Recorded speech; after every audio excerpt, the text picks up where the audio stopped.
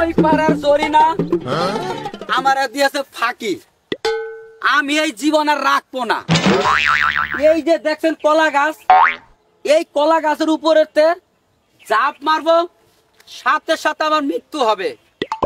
মাইকের এলা হচ্ছে, শুনতে পারবে সবাই, ইনানুল্লাহি ও ইনানুল্লাহি রাজিউন। এখনই চাপ মারবো আমি। আরে আরে আরে আরে ভাই কি করছেন? ভাই হ্যাঁ ভাই কি করছেন? এই জীবন তো আমি রাখতে চাচ্ছি না রে ভাই। কি হয়েছে তাই? আরে ওই পাড়ার জরিনা আমার লাগা কল প্রেম ভালোবাসা ওইরা নিয়ে ওই শেখ দিয়ে ওই বেয়ানুলার সাথে চলে গেছে।